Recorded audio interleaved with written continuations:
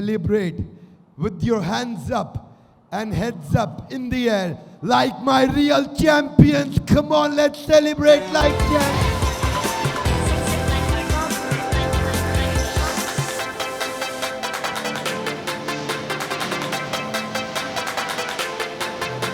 Come on, move some noise.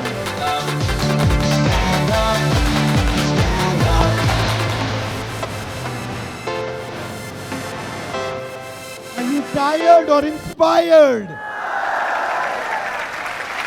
Please take your seat. Thank you. हम बात कर रहे हैं MCD मॉडल ऑफ लीडरशिप की.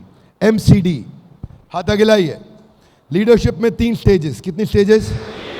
हाथ आगे लाइए. कितनी स्टेजेस? हाथ आगे लाइए. Managing. Come on everybody. Managing. Okay. Coaching. Delegating. MCD 3 stages है. Managing, coaching, delegating. कब क्या इंप्लीमेंट करना है, when to implement which one. ध्यान दीजिएगा. सुनिए, हाथ आगे लाइए. Managing, zoom in. Louder. Zoom in. Control. जब आदमी स्किल में नया हो, इसको बोलते हैं हैंडकफ. जोर से बोलिए, हैंडकफ. यानी कि जब नया आदमी हो स्किल में, close supervision, control, directing, instructing, telling, feedback, one way communication. भैया जैसा बता रहे हैं वैसा करो. ये है managing. What is it? Managing. जब आदमी नया हो तो उसे कोच नहीं करते, डेलीगेट नहीं करते. जब आदमी पुराना हो तो उसे मैनेज नहीं करते, कोच नहीं करते, डेलीगेट करते हैं. तो जब नया किस्में, it is not about person, it is about situation. It is not about person, it is about situation. व्यक्ति नया पुराना नहीं है, उस सिचुएशन में वो नया पुराना है. फॉर एग्जाम्पल, मैं बिजनेस ट्रेनिंग में पुराना हूं, कुकिंग में नया हूं. तो जब मैं कुकिंग करूंगा तो मुझे मैनेज करो, जब मैं ट्रेनिंग करूंगा, बिजनेस ट्रेनिंग करूंगा तो मुझे डेलीगेट करो. यानी कि ये व्यक्ति के हिसाब से नहीं है, स्पेसिफिक स्किल और परिस्थिति के हिसाब से. समझ रहे हैं ना बात को भाई लोग? यस और नो? फॉर एग्जाम्पल, ये मेरा डीजे है. ये डीजे को कब क्या गाना बजाना है, इसको कंट्रोल करें कि डेलीगेट करें? डेलीगेट करें. लेकिन मान लो ये कैमरामैन है, इसको गाना बजाने पे लगा दें, तो उसको कंट्रोल करें कि डेलीगेट करें? Very good guy, you got it right. बाजू वाले से हाथ मिलाइए. बोले आप इतने समझदार कैसे हो गए यार? That's lovely, that's lovely, that's lovely. Here we go. शुरू में, भगवत गीता के शुरू में कृष्ण ने कंट्रोल किया. क्लेब्यमास्म गमा पार्था नैता त्वयोपपद्यते शूद्रम हृदय दौर्बल्यम त्यक्त्वा उत्तिष्ठ परंतपा. दूसरे अध्याय में भगवान ने अर्जुन को डांट लगा दी. क्या बोला? क्लेब्यमास्म गमा पार्था, नपुंसक हो गए हो तुम अर्जुन. हाथ आगे लाइए. कंट्रोलिंग क्या है? मैनेजिंग. यानी कि लड़ाई, अभी विलिंगनेस में लड़ाई की, उसको लड़ाई करनी आती थी, लेकिन विलिंगनेस में अभी शुरू में थोड़ा कंट्रोल किया, मैनेज किया. आगे चलते हैं. इसके बाद आता है कोचिंग. हाथ आगे लाइए. पहले zoom in, zoom mid, zoom out. अब जूम मिड है. कोचिंग. काफी काम सीख गया है, लड़का पुराना हो गया है, बीच की स्टेज पे आ गया है. क्या करेंगे? Feed forward, involve, develop, encourage, listen, support और फैसिलिटेट. ये जूम मिड है. बीच की स्टेज आ गई है. अब कंट्रोल नहीं करना, अब बीच की स्टेज पे चल रहे हैं, राइट? अब कंट्रोल नहीं करना. अच्छा कर रहे हो, थोड़ा इसको ऐसे कर सकते हैं क्या? क्या लगता है आपको? You been doing well. और क्या कर सकते हैं इसको इंप्रूव करने के लिए? I like your work, you are my star, what do you think, how will you become my superstar? तो आपने क्या किया? आपने उसको फैसिलिटेट किया. ना कंट्रोल किया ना पूरा छोड़ा, ना कंट्रोल किया ना पूरा छोड़ा. भाई ये बंदे के हिसाब से नहीं है, ये परिस्थिति के हिसाब से. मैंने समझाया था आपको 2 लोगों का, राहुल का और अमन का. अमन वीडियो बनाने में अच्छा है, यहाँ पे इसको डेलीगेट कर दो. राहुल म्यूजिक मैनेज करने में अच्छा है, वहाँ उसको डेलीगेट कर दो. ये म्यूजिक चलाएगा तो कंट्रोल करो, वो कैमरा चलाएगा तो कंट्रोल करो. परिस्थिति है, बंदा नहीं. बात समझ में आ रही है भाई लोग? Yes no? इसलिए कई बार हम बंदे को ब्लैक पेंट करें, बेकार आदमी है. हो सकता है उस परिस्थिति में बेकार हो सकता है बंदा बेकार ना हो। आपको आइडेंटिफाई करना आना चाहिए। ढूंढो उसका पोटेंशियल ढूंढो। कम ऑन, ढूंढो उसका पोटेंशियल ढूंढो। तो कृष्ण ने भी बीच में जाके गीता में ऐसा क्या किया।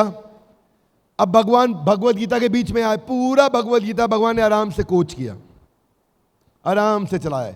अब कंट्रोल नहीं किया हर समय, शुरू में थोड़ा दूसरे अध्याय में कंट्रोल किया, फिर धीरे धीरे कोच किया। फाइनली हाथ आगे लाइए, zoom out, zoom in, zoom mid, zoom out. ये तीसरी परिस्थिति है। इसका मतलब क्या है? Hands free. कमॉन, क्या मतलब है हैंड्स? हाँ, हैंड्स कफ, हैंड शेक, हैंड्स फ्री। हाथ आगे लाइए, हैंड्स कफ, हाथ में लाइए, हैंड शेक, हैंड्स फ्री। ये तीसरा स्टेज है, हैंड्स फ्री। अब जिस सब्जेक्ट में आदमी एक्सपर्ट हो गया है, हैंड्स फ्री कर दो। अब कंट्रोल करने का जरूरत नहीं है। अब डेलीगेट करो और उत्साह बढ़ाओ। अकाउंटेबिलिटी दो, आपकी जिम्मेदारी है, उत्साह बढ़ाओ। रिस्पॉन्सिबिलिटी हैंड ओवर करो, उत्साह बढ़ाओ। सपोर्ट करो दूर से खड़े होकर के, उत्साह बढ़ाओ। उसका उत्साह बढ़ाओ, उससे फीडबैक मांगो, दो मत। आप बताओ और अच्छा कैसे करेंगे, आप तो एक्सपर्ट हो, आप बताओ। समझ रहे हो भाई साहब? खड़े हो जाओ। धर्म पत्नी को भी दाल बनानी आती है, आपको भी दाल बनानी आती है। आपको बताना नहीं है, अब उत्साह बढ़ाना है। आपको पूछना है, देवी जी दाल बढ़िया कैसे बना, कौन सी सबसे फेवरेट दाल है आपकी, बुखारा वाली कैसे खाएं? वही नहीं है ना। हाँ, एम्प्लॉय हो या ना हो, प्रिंसिपल वही रहेगा। भगवत गीता समय काल परिस्थिति के अधीन नहीं है। ये टाइम प्लेस सर्कमस्टांस समय काल परिस्थिति के ऊपर है। बैठिए बैठिए, थैंक यू थैंक यू। तो डेलीगेट कर दिया, ऐसे ही भगवान ने कर दिया लास्ट में डेलीगेट अर्जुन को। अब 18वां अध्याय आ गया, आखिरी अध्याय। लास्ट में कृष्ण क्या बोले? इति ते ज्ञानमाख्यातं गुह्यत् गुह्यतरं मया विमृशे तदशेषेण यथा इच्छसि तथा कुरु। भगवान ने अर्जुन के हाथ में छोड़ दिया। लास्ट में क्या बोले? इति ते ज्ञानमाख्यातं, मैं तुम्हें सारा ज्ञान दे चुका हूं। विमृशे तदशेषेण, इस पे अब तुम थोड़ा गुह्यत् गुह्यतरं मया, सीक्रेट का भी सबसे बड़ा सीक्रेट, गुह्य का भी गुह्यतरं मया, सबसे बड़ा सीक्रेट दे चुका हूं। विमृशे तदशेषेण, अब इस पे थोड़ा चिंतन कर लो। यथा इच्छसि तथा कुरु, जैसे तुम्हारी इच्छा हो तुम वैसे। You got it right. ये संस्कृत कैसे सीख गए? बाजू वाले से हाथ मिलाइए, कैसे किया ये? फिर से हाथ मिलाइए, बोले आप बड़े कमाल के हो। Can we acknowledge everybody's participation guys, louder.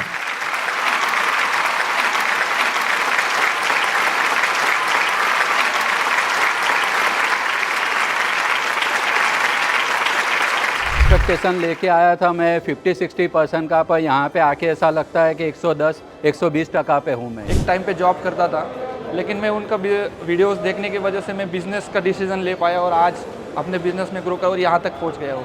बहुत अच्छा कंटेंट है, बहुत बिजनेस के बारे में बहुत अच्छा नॉलेज दिया है उन्होंने मुझे। रिजल्ट्स है, विजुअल रिजल्ट्स है। जब 2 साल पहले मैंने बिज़नेस जो ये LFP ज्वाइन किया था, तो काफ़ी मेरा टर्नओवर की बात करूँ कंपनी का तो 48 करोड़ समथिंग था, और लास्ट मार्च 23 का 100 करोड़ टर्नओवर है हमारा। सर ने जो फ्रेमवर्क करवाया था वो सबसे आउटस्टैंडिंग है।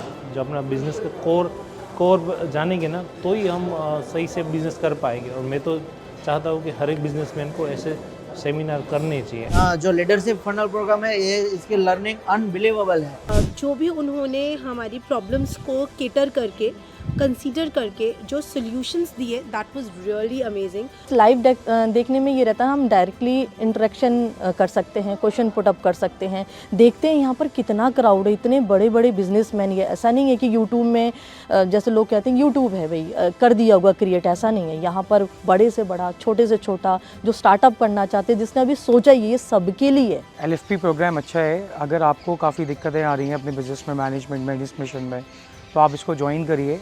इससे आपको अपने फंडामेंटल्स के बारे में पता लगेगा, आपको अपनी कमियों के बारे में पता लगेगा, जिससे कि आप उसको एग्जीक्यूट करके बेटर वे में अपने बिजनेस को स्ट्रक्चराइज करें। LFP लेने से पहले एक बिजनेसमैन था, LFP लेने के बाद एक फाउंडर बना। 3 आदमी 4 आदमी 5 आदमी का ही मैन पावर था मेरा। अब हम लोग मोर देन 50 मेंबर्स हैं। जब मैं लास्ट LFP में आया था उसके बाद से लेकर आज मेरी कंपनी 60 करोड़ पे है। I joined the first leadership funnel in 2018. When I started, it was 3 lakh per annum the turnover. Now currently we are our run rate is 160 crore. Business में मुझे 1 साल में 3x की ग्रोथ भी मिला है इसी वजह से। कोर्सेज और भी किए मैंने, उसमें विवेक सर जैसा माइंडसेट हमको मिला है और 1 साल में इतना बिजनेस नहीं बढ़ सकता है किसी दूसरे अदर प्रोग्राम से। 18 मंथ पहले LFP ज्वाइन किया था, उस टाइम मेरी टर्नओवर अराउंड 1 CR के आसपास थी। आज मेरी 10 to 12 CR के आसपास है। हमने पॉजिटिव रिजल्ट पाए हैं इस लीडरशिप फनल से। विवेक सर बोलते हैं पहले बंदा खड़ा करो फिर धंधा खड़ा करो। हमने बंदे खड़े किए, धंधा अपने आप चल रहा है। हम एजुकेशन लेते हैं तो क्या ध्यान में रख के लेते हैं कि भाई अच्छी सी जॉब मिल जाए, लेकिन हम बिजनेस के लिए कभी कहीं पे भी स्टडी नहीं करते। तो मेरे हिसाब से हर एक पर्सन जो बिजनेस के साथ जुड़ा हुआ है उसको ज्वाइन करना चाहिए।